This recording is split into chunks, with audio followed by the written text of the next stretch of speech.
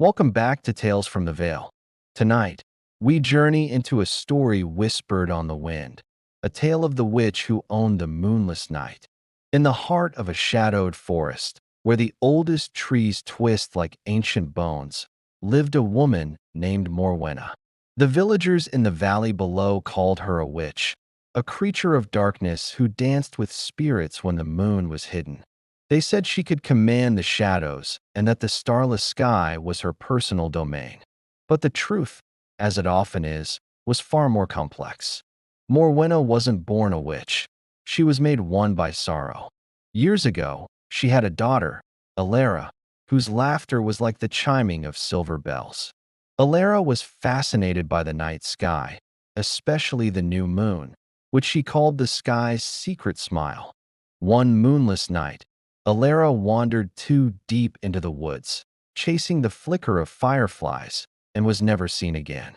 Grief-stricken, Morwena plunged into the ancient arts, not for power, but for a desperate hope, to find her daughter in the one place she felt she was lost, the darkness.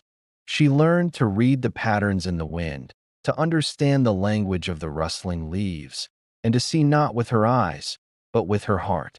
The moonless night became her sanctuary, a vast, quiet space where she felt closest to Alara's memory. She would light a single candle in her cottage window, a beacon in the oppressive dark, hoping it might guide her lost child home. One year, a strange sickness fell upon the village. Children grew weak, their laughter silenced, their dreams filled with shadows. The village elder, desperate, remembered the tales of the witch. Swallowing his fear, he climbed the path to Morwena's cottage on a night as black as ink. He found her not brewing menacing potions, but tending to a garden of glowing moon-petal flowers, their light the only thing pushing back the gloom. He explained the plight of the village children, his voice trembling. Morwena listened, her gaze distant. She recognized the illness. It wasn't a curse, but a malady of the spirit, a shadow fade, caused by a deep-seated fear of the dark. The children had lost their connection to the night's quiet magic, seeing it only as a place of monsters. Morwena knew what she had to do. It wasn't about a cure, but about changing their perspective.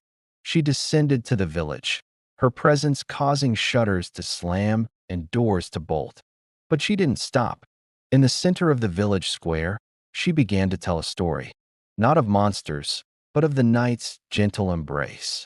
She spoke of the fireflies who carry tiny lanterns, of the owls who sing lullabies, and of the new moon, the sky's secret smile, a promise of renewal. She taught them that the dark wasn't empty, but full of quiet wonders. She showed them how to find constellations even when the stars were faint, and how to listen to the whispers of the night. She gave each child a seed from her moon-petal flowers, telling them to plant it and watch it glow, a small light to hold against any fear. Slowly, the children began to heal.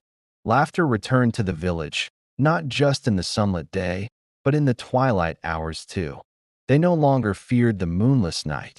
Instead, they saw it as Morwena did, a time for quiet reflection, a canvas for dreams, a gentle blanket over the world.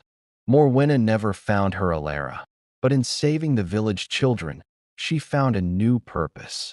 She was still the witch who owned the moonless night, but now they understood what that meant. She wasn't its master, but its guardian, a keeper of its secrets and a reminder that even in the deepest darkness, there is always a flicker of light, a story to be told, and a secret smile waiting in the sky. Thank you for joining us on Tales from the Veil. If you enjoyed our story, please like, subscribe, and hit the notification bell so you never miss a journey into the unknown. Until next time, good night.